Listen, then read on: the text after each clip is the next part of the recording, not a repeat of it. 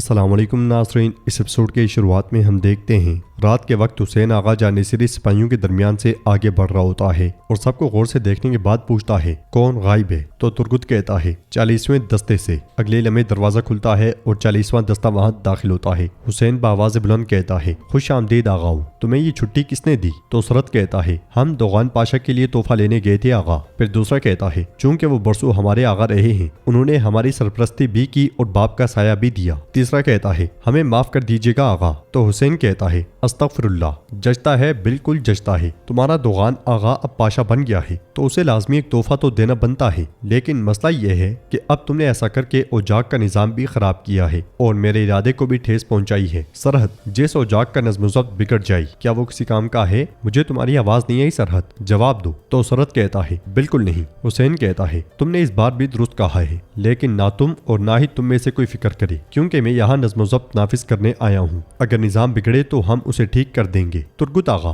تھکے ہوئے پاؤں کا کیا کیا جاتا ہے؟ جواب میں ترگت کہتا ہے مالش کی جاتی ہے آغا۔ یہ سن کے حسین کاظم سے کہتا ہے آغاؤں کے پاؤں کی مالش کروں۔ پھر پلٹتا ہے اور غصے میں 40ویں دستے سے کہتا ہے کیا ابھی سمجھ آئی ہے کہ میں تمہارا آغا ہوں؟ لیٹ جاؤ۔ یہ کہتے ساتھ ہی حسین آگے بڑھ جاتا ہے، باہر سے دوغان پاشا آگے آگے جبکہ شاہان کپور کے ساتھ اس کے پیچھے پیچھے چل رہا ہوتا ہے۔ کپور شاہان سے کہتا ہے ہاں تو شاہان آغا، اب ہمارے کام کا کیا بنا؟ اللہ کے واسطے مجھے بتائیں۔ تو شاہان اس سے کہتا ہے تم بالکل بھی فکر نہ کرو، میں اس مسئلے کو ذاتی طور پہ دیکھ رہا ہوں۔ کپور کہتا ہے تم بہت اچھے آدمی ہو، اللہ تم سے راضی ہو۔ آگے چلنے والا دوغان پاشا پوچھتا ہے کون سا کام؟ شاہان کہتا ہے کوئی اہم مسئلہ نہیں آغا، جو کام بھی ہو میں کر لوں گا۔ پھر چپور کہتا ہے زیادہ اہم نہیں، میرے ماموں کے بچے گاؤں سے نئے آئے ہیں تو آغا انہیں محل میں کام دلوا دیں گے۔ یہ سن کے دوغان پاشا پلٹتا ہے اور غصے سے کہتا ہے ارے او کم بختو، اگر میرے علم میں لائے بغیر کوئی کام کیا تو میں تمہیں ماروں گا، پھر لٹکا دوں گا۔ یہ کہتے ساتھ ہی دوغان دروازے کے باہر پہنچتا ہے تو اندر سے اسے آوازیں سنائی دیتی ہیں جنہیں سنتے ساتھ ہی وہ پریشان ہو جاتا ہے۔ وہ شاہان اور چپور سے کہتا ہے ہم خیر کے لیے آئے تھے، لیکن لگتا ہے یہاں کوئی خیر نہیں ہے، تم لوگ جاؤ۔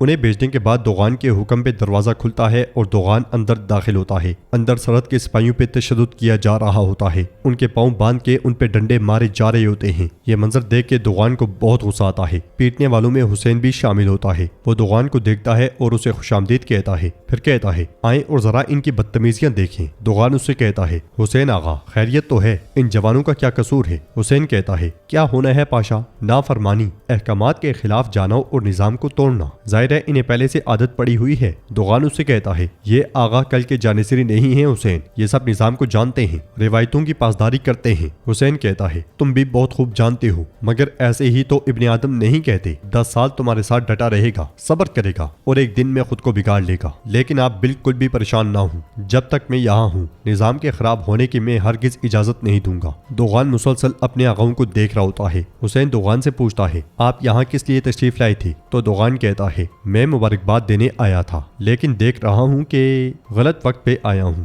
حسین کہتا ہے پاشا استغفر اللہ، لیکن آپ کل کے دن میں تشریف لائیے گا، میں آغا کے کمرے میں آپ کی خدمت کروں گا، میں اپنے ہاتھوں سے آپ کو بنا ہوا بکرا کھلاؤں گا۔ دوغان اس سے کہتا ہے ضرورت نہیں ہے۔ یہ کہتے ساتھ ہی دوغان شدید غصے میں پلٹ جاتا ہے اور حسین مار جاری رکھتا ہے۔ آوازیں مسلسل دوغان کے کانوں میں گونج رہی ہوتی ہیں۔ ترجوستی قلعے میں ولاد ارینا کے ساتھ بھائی اور ماں کے پاس پہنچتا ہے اور آگے بڑھتے ہوئے کہتا ہے برسوں افلاک کا قہر جھیلنے والی اور اس کا بوجھ پیٹ پہ اٹھانے والی ماؤں میں سب سے خوبصورت افلاک کی حقیقی خاتون۔ ولاد کی ماں خوش ہوتے ہوئے اس کے پاس آتی ہے اور اسے خوش آمدید کہتی ہے، پھر کھانا سامنے کرتے ہوئے کہتی ہے میں نے اپنے ہاتھوں سے تمہارے لیے سرمالی بنائی ہے۔ ولاد کھانا لیتا ہے اور اسے گلے لگا لیتا ہے۔ ولاد اپنے بھائی کو دیکھتے ہوئے کہتا ہے ماں لائکو بڑا ہو گیا، ولاد بن گیا، پھر ولاد مر گیا، ڈریکولا بن گیا۔ تو اس کی ماں کہتی ہے میرے لیے تم ہمیشہ میرے چھوٹے لائکو ہی رہو گے۔ ولاد ارینا کی جانب اشارہ کرتے ہوئے کہتا ہے ارینا اور آپ بھی ایک دوسرے کو بہت چاہتی ہیں۔ ولاد کی ماں اس کے پاس جاتے ہوئے کہتی ہے ہاں بالکل، یہ اب مجھے پیار کرنا سیکھ گئی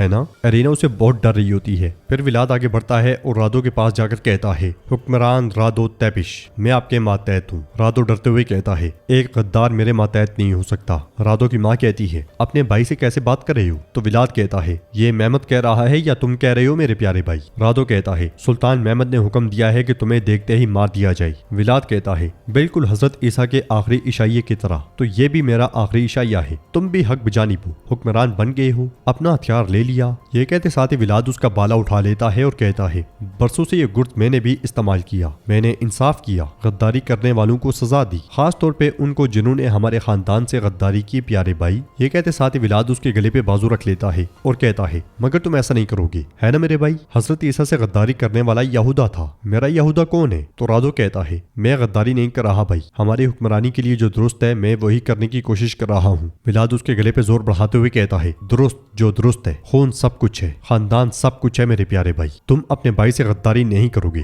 سلطان محمد کے لیے بھی نہیں، ہے نا پیارے رادو؟ اگر تم نے کی تو اس کا حساب کہیں نہیں دے سکو گے، کہیں بھی نہیں۔ رادو بہت تکلیف میں ہوتا ہے مگر اس کی ماں وہیں کھڑی رہتی ہے۔ اگلے لمحے وہاں ڈریگون آتا ہے اور کہتا ہے بہادر پاشا اور اکنجی کے لیے آ گئے ہیں۔ رادو کہتا ہے انہیں پتہ چل گیا ہے کہ تم یہاں ہو، اب اپنے خاندان کے لیے ہتھیار ڈال دو۔ یہ سنتے ساتھ ہی ولاد اسے چھوڑ دیتا ہے اور کہتا ہے ڈرو مت میرے بھائی، وہ میرے لیے نہیں آ رہے بلکہ وہ تمہارے لیے آ رہے ہیں، تمہارا تخت چھیننے کے لیے۔ یہ سن کے رادو مزید پریشان ہو جاتا ہے۔ ناظرین اس کے بعد ہم دیکھتے ہیں محمود پاشا اسلام بول میں دوغان سے کہہ رہے ہوتے ہیں اگر اہم مسئلہ نہ ہوتا تو تم اس وقت نہ آتے۔ دوغان کہتا ہے پاشا درست کہا، مسئلہ اہم ہے، حالات خراب ہیں، میں اجاگ سے آ رہا ہوں، اندر آگ لگی ہوئی ہے، خدا نخواستہ اگر دیگ کے نیچے لکڑی چلی گئی تو صرف ایک چنگاری کی دیر ہے۔ محمود پاشا اسے لے کے آگے بڑھتے ہیں اور آگے بڑھتے ہوئے دوغان ان سے کہتا ہے پاشا ہمارے سامنے جنگی مہم ہے، آپ جانتے ہیں ہمارے سلطان اپنی فوج کو بھی اور سپاہیوں کو بھی ہر طرح کی حمایت دیتے ہیں۔ محمود پاشا بیٹھتے ہوئے کہتے ہیں بات پر آؤ بات پر۔ دوغان کہتا ہے اوجاک میں حالات خراب ہیں پاشا، کوئی 10 کے قریب جوانوں کو مارا پیٹا گیا ہے، تمام سپاہیوں کے سامنے انہیں پیٹا گیا۔ محمود پاشا کہتے ہیں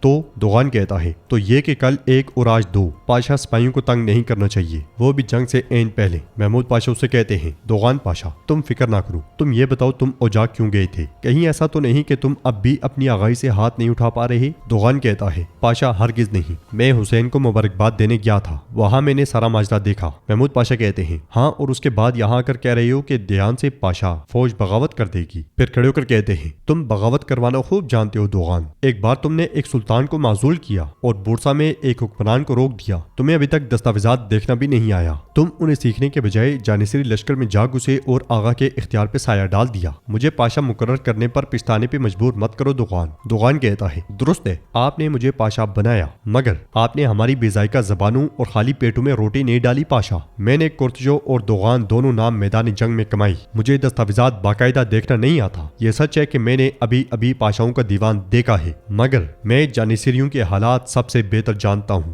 دیکھ شاید ابل نہیں رہی مگر نیچے انگارے موجود ہیں، اگر یہی حال رہا تو سب کچھ ایک ہی جانشری کے سانس پر منحصر ہوگا۔ محمود پاشا کہتے ہیں تم ان باتوں کی فکر نہ کرو دوغان، ضرورت پڑی تو حسین آغا ان باغیوں کو دیکھ کے نیچے ڈال کر جلا دے گا اور ان کی سانسیں ختم کر دے گا۔ دوغان کہتا ہے ہرگز نہیں پاشا، ہرگز نہیں، جانشریوں کو ناراض نہیں کرنا چاہیے۔ محمود پاشا کہتے ہیں اگر تم صنف کے پاس جا کر سپاہیوں کے پیچھے کھڑے نہ ہوئے تو کچھ بھی نہیں ہوگا دوغان، لیکن اگر تم نے کہا مجھے صنف جانا ہی ہوگا، میں دور نہیں رہ سکتا، تو یہ ریاست تمہیں اور تمہاری یادوں کو اسی دیگ کے نیچے راکھ بنا دے گی، یہ بات جان لو۔ سر کی حماقت کی سزا پاؤں بھگتتے ہیں۔ دوسری طرف سپاہی سرحد کے پاؤں کا علاج کر رہا ہوتا ہے اور اسے کہتا ہے ہمیں معاف کر دو سرحد، ہمیں یہ کرنا پڑا۔ تو سرحد کہتا ہے اپنے دلوں کو ملال میں نہ ڈالو آغاؤ، تمہیں وہ لاٹھی مجبوراً چلانی پڑی، یہ پاؤں ٹھیک ہو جائیں گے اور میں پھر سے چل سکوں گا، مگر حسین کے ساتھ ہم آگے کیسے بڑھیں گے ساتھیوں؟ دوسرا آغا کہتا ہے اگر یہی چلتا رہا تو جو مصیبت پاؤں سے شروع ہوئی ہے وہ ہماری گردنوں تک آ پہنچے گی۔ سرحد کہتا ہے ہم جانتے ہیں حسین کے صاحب ہے مگر ہم قربانی کے بینڈ نہیں ہیں، دوغان پاشا کے پاس جاؤ اور اسے سارا معاملہ بتاؤ۔ دوسرا کہتا ہے آپ نے درست کہا، وہ جانتا ہے کہ جب دیگ الٹتی ہے تو اس میں سے شوربہ نہیں خون بہتا ہے۔ سرحد کہتا ہے یا تو وہ آئے ہمارے ساتھ کھڑا ہو اور ہماری مصیبت کا علاج بنے یا پھر اپنے محل میں بیٹھ کر جو کچھ ہو دیکھتا رہے۔ یہ سنتے ساتھ ہی اس کے ساتھی چلے جاتے ہیں اور ناظرین ایپیسوڈ بھی اختتام پذیر ہوتی ہے۔ ویڈیو پسند آئے تو لائک کر دیں، شیئر کر دیں، سبسکرائب نہیں کیا ہوا تو سبسکرائب کرنے کے ساتھ ساتھ گھنٹی والے آئیکن کو دبانا مت بھولیں۔ ملتے ہیں انشاءاللہ نیکسٹ ویڈیو میں، تب تک کے لیے رکھیں اپنا اور اپنوں کا بہت زیادہ خیال۔ اللہ نگہبان۔